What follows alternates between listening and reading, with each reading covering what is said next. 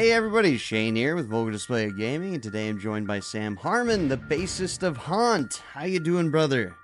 Good, my man. Thanks for having me. Stoked to be here. Happy Monday. Fuck yeah, happy Monday. We had a little glitch at the beginning, but now we're getting back on track, and I just want to go back again with, start from the beginning of Sam, because through our buddy Garrett, that's how I met you, and used to see you all the time playing back with my buddy's band Ascendancy when you were in Legal Tender. So let's go with a little origin story here. That's right, dude. It ain't rock and roll if there isn't a glitch anyway, dude. So it's all par for the course. Yeah, Legal Tender was the first band that I was ever in, ever started. That was 2009. So I was like 15 years old, and still in high school at that time. And the last lineup of that band, me on bass, Frankie Lindia on guitar, who Frankie plays with Rat and at a time played with David Lee Roth. Now he plays with the Atomic Punks. Jonah Nimoy. Jonah plays in the Offspring now. And Adrian Aguilar, who plays in Ex Mortis and did the last year with Violence. And Adrian's played with all sorts of other different bands from that era. So yeah, man, that was just like a thrash band. That was a time where, like, if you didn't listen to Feel the Fire by Overkill, fuck you. That was like where my brain was at the time. Exactly. You know, rotten to the core, like straight up, and acted that way too. Yeah, dude, we made some noise locally. That was like the band obviously started 2009, but as far as like when an album was done, and we only ever did one tour, which Weird Connection, Eric Kluber, who I played in Void Vator with, he booked that first tour. So we'll get to that obviously later. But so some writing on the wall as far as future kind of shit, right? But like 2013 to like 2017, there was kind of a lot going on in Los Angeles as far as a local scene, you know? Fuck yeah, that's what I want to highlight too. Like you were saying, it was insane because I remember first seeing like Offspring, like I think it was like last year, the year before. I'm like, dude, I fucking know that guy. Right? It's so crazy. And then same with like, you know, Adrian was like playing fucking Ex Mortis. I'm like, dude, I used to see them in backyard shows all the fucking time. And then it's like, same with like Skeletal Remains. I saw them all the fucking time. Absolutely, you know, it's man. Just, it's wild that how connected this LA scene was. And then I'm so happy for the bands that fucking grinded it out. Because you guys fucking working hard. And then you all fucking moved on. And look at how fucking, you know, you guys are in fucking great bands now. It's great. Whenever I say that, as far as like what that last lineup was at the very end, it still blows my mind that everybody's gone on to do like pretty incredible, cool shit. And it's just one of those things that like we said, glitches in the ain't rock and roll if there isn't something wrong. And that's kind of the same thing as far as like not everything can last forever, even though at the time it feels like it can and it will. I think that just means you got something special if it just truly feels like this band you're in is going to rule the world, or this scene that you're a part of has something like major going on. I mean, just shouts out to like all those bands from that time as far as Diamond Lane and Future Villains and Fire the Animal and even further back like Gunmetal Groove and Desecrate and all that kind of shit, man. You know, I remember seeing all these bands. I remember D Piazzas. Yeah. Oh, absolutely, dude. Fucking there all the time.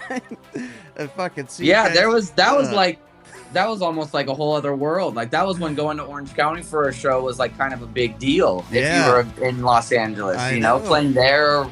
Void Vator played some other place with. Here's another one, Bull Action Thrill, which Dusty from Future Villains, and now Dusty definitely does his own thing. And Tom Chandler played bass on that one show, which if you know Tom, like that's, I mean, I think he had like overalls on and shit to do like the whole Southern rock shit, man. Where did we play in Reverb? No, that's in Omaha that I just did with Haunt. I don't know, someplace in Long Beach where this dude named Mufasa ran the club. So that's like, maybe. And that was like Legal Tender still in high school. I think we played there on like a Wednesday or a Thursday. You know, it was like that kind of shit. Yeah, I remember when it was like bars didn't really care, I guess. It wasn't as strict back then, because I remember going to bars as a kid and we're just like watching. We're like, fuck, we can't drink, but we're just like hanging out, watching all these like high school bands playing shit. Yeah, they just threw X's on your hands, or like, you know, they just they put the fear of God into you, like don't drink or you're not going to be able to come and hang out. And I think that was part of it too, is like if you wanted to be a part of it at a young age, you kind of had to play ball. or just not get busted ahead of time as far as drinking in the parking lot or all that kind of shit, you know. That's what I remember. And I think it's just changed a little bit, just because it's kind of always been that way too, right? Like if you think back to like shit at punk rock days at like Gilman Street, that was like a no booze, no drugs kind of place. Everybody just kind of knew to like either do it outside or like just not, you know. I mean, I definitely been there where like you're just sloppy in a bar underage. I mean, my fake ID said I was 270 pounds, you know, it didn't look anything like me. But it got me into shows, man. That was part of it too, is at that age, like you just wanted to go see bands that you wouldn't normally be able to see because they weren't going to do all ages shows. And now I feel like there should be way more all ages shows, just in the sense of like exposing a wider audience, because I think there's a younger generation that's hungry for metal and rock more than there used to be, you know. And then, you know, that's one thing I just want to touch on that too. I've been talking to like a lot of bands and everything. They're all saying the same shit, you know. It's like all this stuff is coming back around. The sounds are like coming back into trend, like that old school sound. And, you know, you want to inspire these kids to keep fucking playing, because who's going to be the next fucking band coming up, you know? Yeah, man. Keep this shit alive. I've got this theory that like there's this musical recircling or reincarnation or something, where like every 30 years what was cool back then starts to become cool again. And so if you go back 30 years, that puts you into like what, 94? And that was like, I mean, death metal was definitely alive in the 90s. Not so much like traditional heavy metal, but death metal was like fucking really slamming. And so I feel like there's this new appreciation from a younger generation as far as extreme music goes. Not just death metal, black metal, grindcore, all sorts of shit like that, right? Like you've got, I mean, Escuela Grind is a band that first comes to name. They're making lots of noise in all sorts of different ways, right? Yeah, there you go. Good shit, dude. That's the band that just comes to mind. But as far, you know, there's just this new, I mean, you had Christian Larson on. He's doing a ton of super cool shit with Necrofire and Hell's Heroes, Hell's and Heroes, Cobra Man. I mean, dude, same with you guys. Fucking Haunt, like that sound is coming back into style. That traditional heavy metal sound. There's so many bands coming now with that old school sound. That's what I mean. Like that, just the feeling and the it's all coming back in a big way, not just in a death metal way, but everything that shoots off from that. And I think that's part of why heavy metal is so desirable, is because there's so many different types. Even if you're a casual fan, or you're somebody that doesn't necessarily listen to it all the time, I think now, because we're in the internet age and you get inundated with so much information, you can't really use the excuse of like it all sounds the same, because it truly doesn't. You know, there's no way that, I mean, just in the background, you've got Testament on the wall, Iron Maiden on your hat, two very different sounding bands that maybe have a little more influence than a death metal or black metal band will. But because you have things that are, as far as like social media algorithm and that type of shit, that's just like put in your face to see what you dig, you're exposed to so much more. And I think to a certain extent that is a good thing, especially for a younger generation. And we live in a time now where like there's a lot of like outrage about kind of random shit.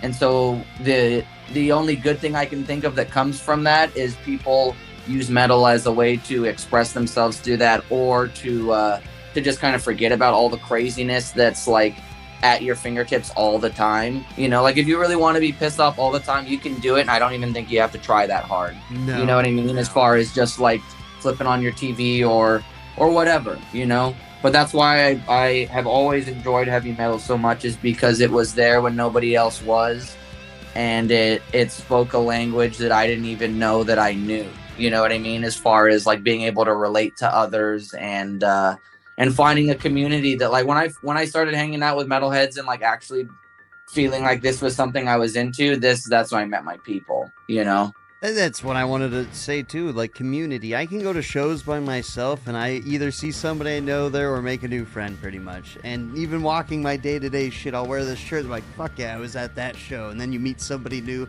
I've met friends just by the shirts I wear, you know? Yeah, dude, that's kind of what it's all about. And if you've got it, you know, if you've got a shirt that someone has, you're like, I got that same one. Or someone's got a shirt you've never seen, you're like, where the hell did you get that? I'm a fan of this band and I've never seen that design.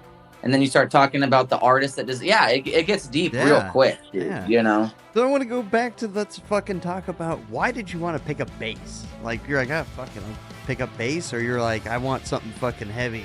Like, No, I mean, I started playing guitar at 10, and I wanted to just be Johnny Ramone more than anything. That's kind of how that all started, and I switched to bass because when Legal Tender, those group of dudes were first, like Frankie and Vinny was singing at the time, as far as the beginning of this band, they just needed a bass player. And so my brother had a bass, and Frankie was a much better guitar player than I was or ever will be. You know, he's kind of like Freddie Van Halen or Freddy Krueger in comparison to most.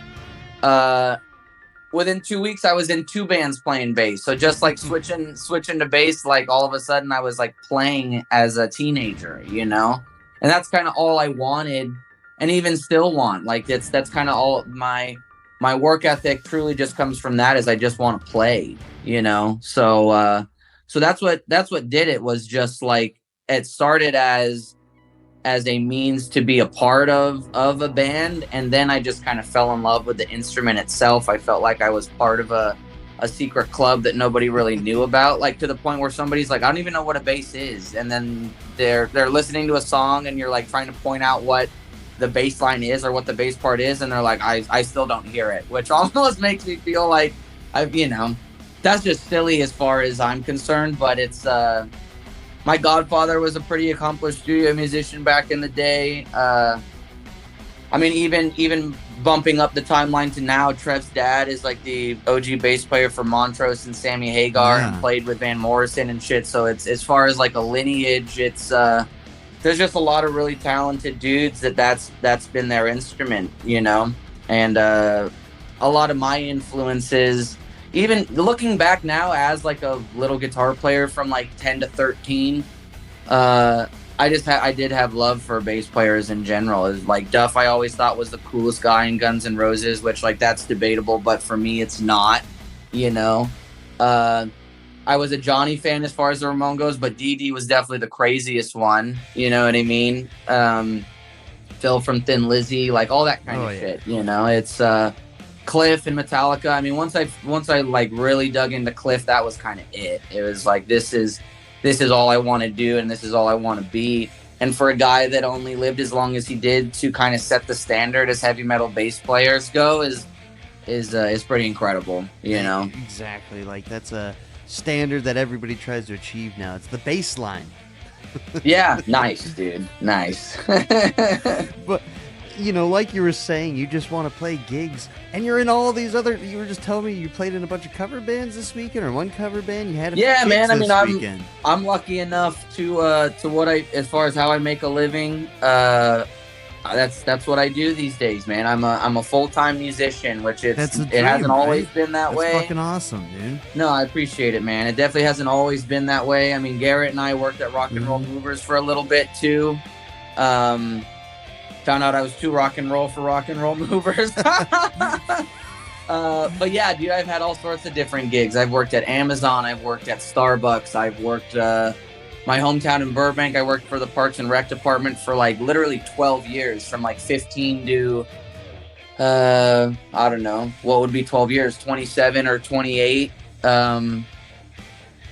Yeah, dude, for as far as like running the day-to-day operations at the skate park, and running after school care programs and summer camps, and leading hikes at the nature, like all sorts of shit, dude. And that, again, just like, I think thankfully I've always had a pretty strong work ethic instilled in me that started long before playing music. But once I had music, I could apply that to like not just yard work with my father on the weekends, you know what I mean? It was something that I wanted to do, you know? So yeah, man, I managed a skate shop for about a year over COVID too. And that's a big part of my life too, almost as much as music is, but I'm not a pro skater. So that's the only reason it's not. But music and skateboarding definitely go hand in hand. And so I'm grateful just to be able to play as far as my career or make a living doing it. And part of that comes from just having to play with all sorts of different people. And some of the dudes I played with this weekend are dudes that used to play in those bands back in the day, as far as at Loaded or the Viper Room and whatever. Like Omar and Kevin Capra Loaded, definitely were in all sorts of bands together, you know. So that's fucking awesome. It seems like a lot of musicians, you just do this for the passion of the music, you know, where you have to sacrifice a lot for this kind of life stuff. You want to play fucking music. It's not easy. I would say so. Yeah. Especially going on tour, doing all of that. You have to give up a lot. It's like everybody's, oh, it's fun. Sure, you get to party, but you got to think about, you're like, fuck, like, we got to hit this town at this time. We have to keep going. We have to keep moving.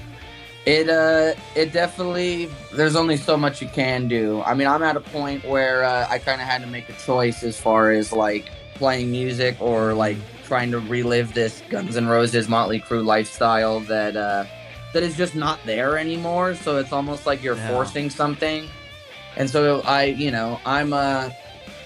playing, it's all about playing music now without getting like too much into it. There's at least right now, there's not all that other kind of shit, which some days I miss, some days I don't. But I got into this shit to play music, and that's kind of the end of it, you know?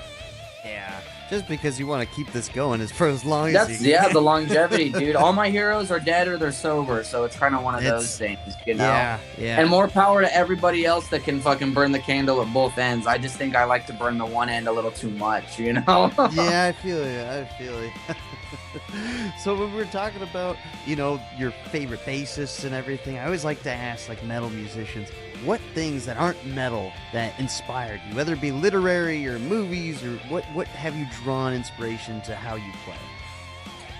I mean, it's starting off with non-metal music. Larry Graham from Sly and the Family Stone is definitely one of my favorite bass players of all time. I like to he kind of invented the slap and pop thing, right? So I definitely don't do that kind of stuff as far as just like whenever I find a song, I'm gonna like find a way to slap and pop through it. I mean, like Nick Shins, he's from Job for Cowboy, and I mean he played with Havoc and all sorts of dudes like that. He definitely has like the slap and pop thing down, but my goal is like a blend of like the heavy groove and of Larry, and then just like the metal tenacity of Cliff. So those are like the two dudes that I try to merge together. But I'm a big Bootsy Collins fan too, as far as Funkadelic and even Bootsy's Rubber Band and Parliament, you know. I mentioned Duff earlier. I mentioned Phil. Getty for whatever reason seems to get I mean, I don't give him a bad rap, but sometimes he gets a bad rap as far as just like an overplayer. But there's 3 dudes in the band, and he was like a major songwriter, so I think that's a huge part of it.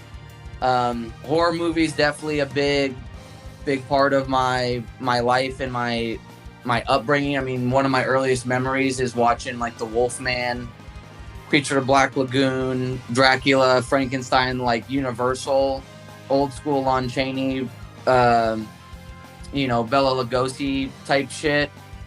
I mean, I got this little Nosferatu coffee mug right here and shit. I was gonna say, that's fucking badass. Skateboarding for sure, just as far as like aggressive, just kind of like snotty, bratty fucking fuck you little kid shit, you know. And just like resilience, a lot of that comes from skateboarding too. Because like you're saying, this lifestyle is not for everybody, and I wish every show on the road was playing sold out at Madison Square Garden. But if anything, it's the opposite, you know, especially at the beginning. Mm-hmm. So having resilience in that type of sense, that I think I learned a lot from skateboarding. There's not so much physical resilience needed in playing music, but there's a life lesson in that for sure. I mean, this is like a heavy metal gaming podcast too. I'm not going to front and be like I'm not a gamer. I definitely played a lot of Gears of War growing up in arcades. I loved House of the Dead, Time Crisis, the Terminator 2 game with the fucking big ass gun. That was always Metal Slug. And then even to now, like, Fallout might be my favorite gaming franchise. And so I know that's like a weird thing to draw inspiration from video games in that sense, but I've always had this kind of fascination with what happens when everything is like life as we know it is done, civilization is gone, post-apocalyptic type shit. Even as a kid building with like Legos and shit, that was always where my brain was at. Like almost like, Indiana Jones isn't really in that same vein, but the the idea of like lost worlds or lost civilizations and discovering them and the Lost power World, that yep, some yep, of them. Yeah, dude. Yeah, so yeah, man. I mean, there's something for me personally. There's something about, and there, you know, lots of thrash bands are all about nukes and all that kind of shit anyway, right? Megadeth, Nuclear Assault, all that kind of shit, you know. So, and I mean, Dan from Nuclear Assault and every other band, SOD. I mean, he's played with everybody. OG Anthrax. He's somebody that I've definitely gotten into more as. Not as like time's gone on, but like he wasn't a dude that I really like had a lot of knowledge of in the beginning. I definitely knew about Frankie Bello and Anthrax, but Dan's OG. And as far as, and I think for a long time I wrote off dudes that used a pick.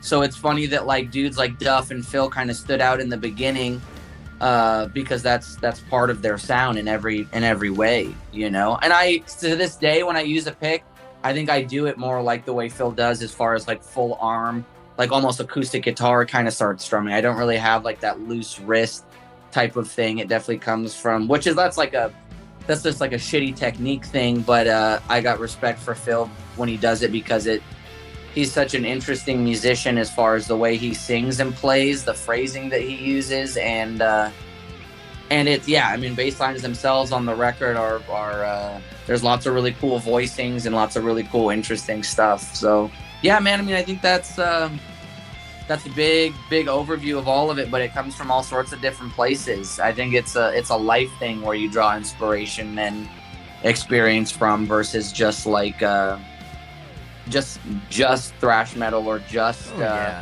speed metal, you know. That's the thing. It's like, I feel, I was just talking to my buddy the other day about this, like there's so many subgenres of metal and so many people try to whittle themselves into a certain niche, but they don't realize a lot of the musicians that they're like, oh, I'm only like this kind of guy, or thrash guy, or black metal guy. But I'm like, some of these like heavy dudes, like John Gallagher from Dying Fetus is like a huge Hawaiian fan, you know. He's a hair metal dude. Like, all these bands draw inspiration from other musicians. They're not just in this narrow path, which I feel like I just want to break that out of people. Listen to other things too, besides just your own thing. Good jams is good jams, dude. Yeah. You know, I mean, a lot of it too, like we were talking about Ex Mortis and backyard parties and shit. A lot of, if you just wanted to party in high school or like early on in general, I mean, even still to this day, like not every party is gonna be a thrash fest. And if you take over, you know, back in the day, it was like you took over the iHome, like the iPod, or like you brought a CD or you brought your tape or whatever, right? Nobody was like spinning vinyl. But like, if you just all of a sudden put on, I don't know, Hammer Smash Face, or you all of a sudden you put on some like Maiden or something, like you're not going to hang out at that party for very long. There's going to be an issue most likely. And then you're not hanging with girls. The beer stops coming to you because they don't want to give it to you. So like, you just kind of get turned on to like, what do I like that are at these parties? And so a lot of hip hop too, man. I mean, I'm a big Jurassic 5 fan. I'm a big Wu-Tang fan. I'm a big Souls of Mischief fan. And as a bass player, as a rhythm player, I think it's a little more accessible to get into because there's such heavy bass groove in a lot of that. You draw inspiration from that too, and you're like, hell yeah. So that's part of it too, you know, as far as like just like heavy groove. Because that's the thing, dude, is like, as the bass player, like that's what gets people moving more than you know.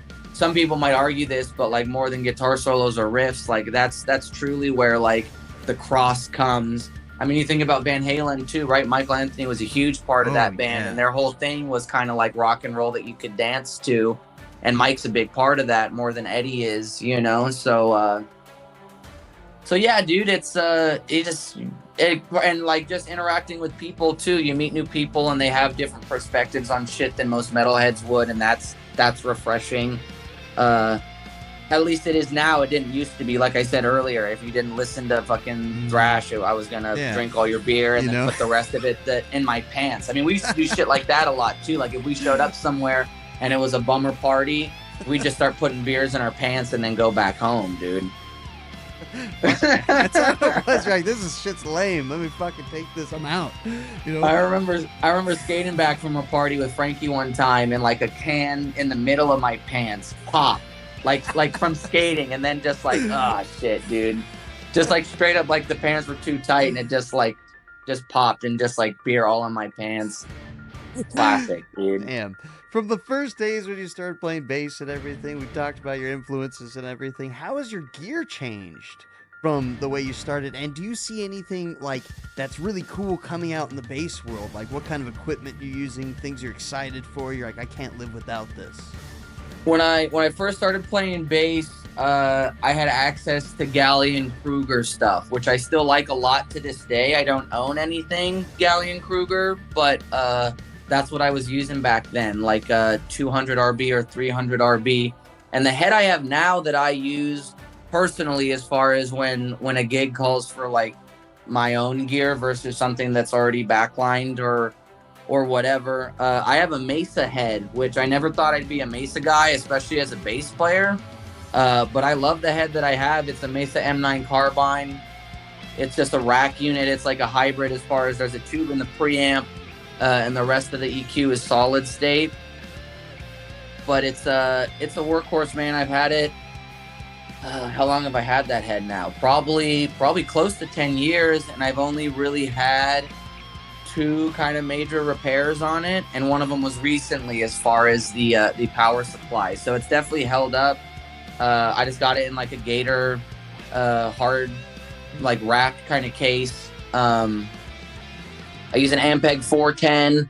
My basses are all Fenders kind of exclusively, not for any reason other than I just like playing them a lot. But what I will say is, since I've joined Haunt, Trevor's got just a ton of just like kind of killer gear that he's acquired over the years. And I mean, the bass head that I use when we tour the States is literally his dad's like 1969 SVT. Awesome. So that's got like a ton of history with it. That went around the country and the world as far as with Sammy and Montrose. And so the bass I use with that too is a BC Rich Eagle, which is a wild bass. It's got, as far as like gear nerd kind of shit, it's got 2 precision pickups in it, but they're inverted so that normally they're set up with the top pickup covering the lower 2 strings and then the bottom pickup covering the higher 2, and they're switched so that the bottom pickup covers the low strings and then the top pickup covers the high string. And I think that gets rid of this kind of like mid-range, undesirable like mid-range kind of tone, and it just leaves more room for just like a natural like low-end growl. And so that combined with the SVT, like I truly don't need to use any sort of preamp or any sort of signal boost or anything. I do have like an Electro Harmonics. It's called a Battalion. And Garrett uses the same thing too. When he first started playing bass, he reached out to me and was like, what do you use? And so this is a piece of gear that I like the way it sounds, and it's also a tank as far as like I've brought it around the world with me several times with both Haunt and Warcloud and with Void Vator, man. So that's part of it. I think that's a better answer to the question, is like, how has gear changed? Is like, what can I take on the road with me that is going to sound good, but I'm also like not going to cry if something happens to it, just because shit happens on the road, dude. And it's a lot of stuff that's out of your control. And so having, it doesn't mean just have shit gear, but it means have it in a way, something durable and lasting. Durable but cased up and all that kind of shit, because I've definitely been in situations where we're flying and I've got a flight case specifically that can get checked, like it's a hard shell case that can get checked, and I've also got a soft one from a company called Mono that it fits in like an overhead bin. Oh shit. And that's awesome, but like sometimes you're at the mercy of the flight attendants and whether they think there's room or not, and sometimes they don't want to listen to like what a long hair musician has to say as far as, no, trust me, it'll fit. So there's been times where it ends up with like the strollers underneath the plane and shit, and thankfully nothing bad has happened. Yeah. But it's a stressful plane ride trying to like not think about like what is going on with your gear. Most of the time it ends up in a situation like that, it ends up either in the cockpit with the pilot, or it ends up in like the flight attendant closet as far as where their personables go.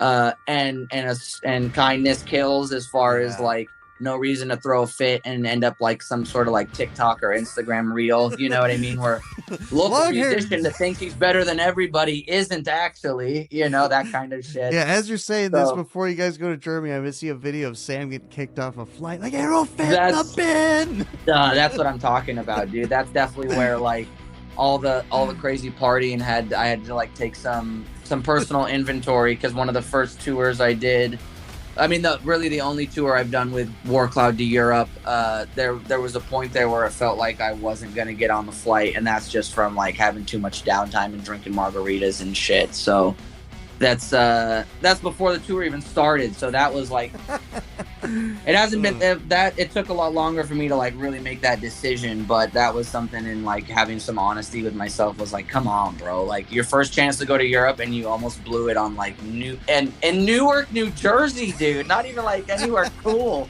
at the airport in Newark, New Jersey, man, crashed in Newark, not even getting in on the plane, yelling at the flight attendant.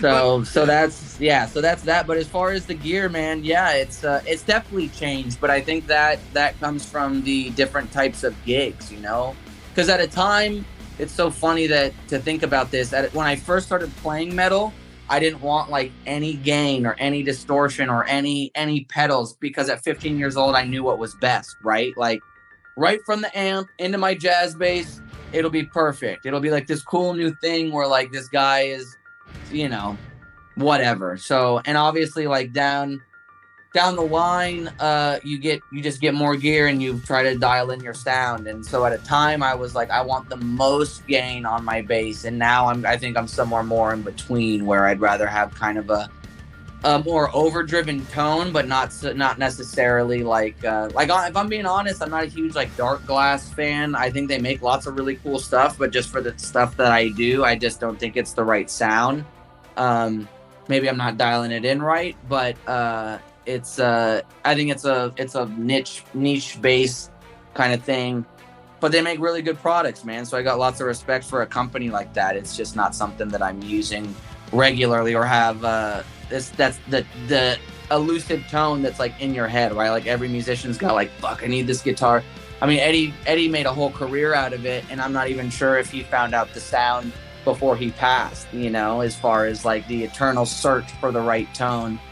And a lot of people use Eddie shit exclusively. Like I know a lot of dudes that aren't even endorsed, that they just love EVH gear in general, heads, pedals, that type of shit. So, but as far as like tone in my head, the overdriven Dark Glass kind of sound, and I think that's more of like a modern metal sound too. So I bet if I got a gig playing in some kind of slam band or a band that just had that sound anyway, maybe I'd change my story anyway. So I think that's part of the answer to that question too, is like my world is more open than it used to be. My brain is a little more open to just new ideas. Like I'll try anything now. I'll play anything now. Before it was like, nope, if it doesn't sound like Cliff, I don't even want to fuck with it. If it doesn't sound like crazy, shitty, fuzzed out bass, I don't, that just changes as you grow up and like just play more. Hell yeah. Man, with all of your openness to music now and everything, and then I forgot you were in Warcloud too, and now going into Haunt, what's been the most rewarding part of this journey of going into just playing music full time now with all these bands? I mean, the most rewarding is just that I get to do it, man. The most rewarding is that, to a certain extent, just by playing music, I'm being of service to others. I think that's what it is like being a part of something truly greater than yourself. Because that's something, as far as what we were talking about earlier, the metal community or just like local music scene in Los Angeles back at that time, you felt like you're something greater than yourself. And I think that's kind of what life or like human nature is about, is just feeling. I mean, not everybody feels this way, right? Some people are like, it's all about me, and I obviously have some of that too. I think all of us do to a certain extent, but that's what's the most rewarding, is like truly feeling like you're a part of something greater than yourself. I mean, this last tour to Europe that we did with Haunt, the album came out March 1st, and the first show, there's people singing along to the songs that are from the new record, so that's absolutely surreal. I mean, just getting to travel through music, just getting to see the world because of music is I still have, it almost doesn't feel real, you know, like it, because to a certain extent, there's part of me that just feels like this 16-year-old that wants to drink 40s in somebody's backyard and listen to fucking Overkill, you know what I mean? So, and I think that's part of why I don't think that's a bad thing to have some of that, as far as like, this is where I came from, you know, because then it shows the like progression of where you're at now. Yeah, man. I mean, I get to do stuff like this, like be with you on a Monday morning and just talk about cool shit, you know, like it's everything about it is rewarding. Even the shows where there's nobody there, even the shows where I have the flu sweats because my gear isn't working right. When I have gear problems, it's like having car problems. Like I might as well be pulled over on the side of the 405, like waiting for the tow truck to come. That's like how it feels sometimes. But that's I'm grateful for shit like that too, because the alternative is like, what if I was laying in bed at night, like, fuck, I could be in this place, and even if I had gear trouble, at least I'm in this place, you know, like I'm in Vienna with gear trouble, or I'm in fucking Austria, you know, whatever. I'm in wherever I'm at, you know, I'm playing music and I'm handling the thing that's at hand, and that's kind of it, you know. Hell yeah. Sam, it's been an absolute pleasure talking to you about all this. I just want to wrap it all up with, what are your future aspirations as playing bass, and how do you see your contributions and everything going forward with Haunt? What are you excited for, I guess?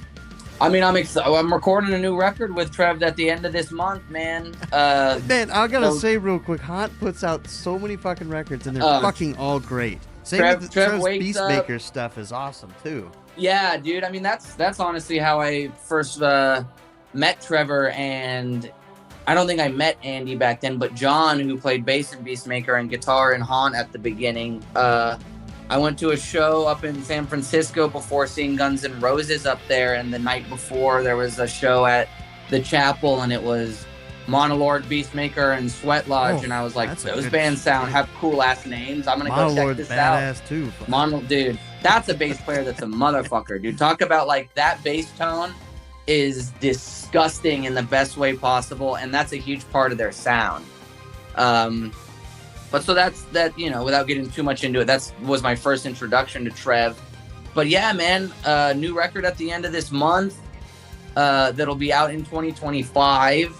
So I'm just grateful that Trev trusts me in that sense to play bass on his records, or at least contribute in my small way.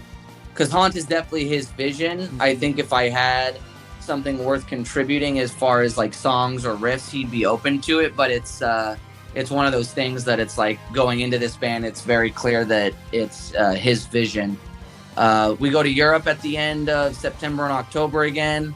I'll say this is a little bit of a sneak peek. We're going out with Satan and Hellfire, so that hasn't been announced. But hell yeah. But stoked, man. Yeah. Hell yeah. Full US tour in August also. You had one date in the UK in June, didn't you? I saw. I don't know. Maybe we do. I don't think we're going to the UK in June, but that could all change, man. Okay, that's okay. Maybe I looked something up different. Maybe I looked at old tour dates, trying to keep up with it. Yeah, dude. No, I mean, the band works a lot. We're gone a minimum of like 3 months out of the year, and it's not always in the States, and that doesn't include like the one-off, like sometimes weekend runs that we'll do too. You know.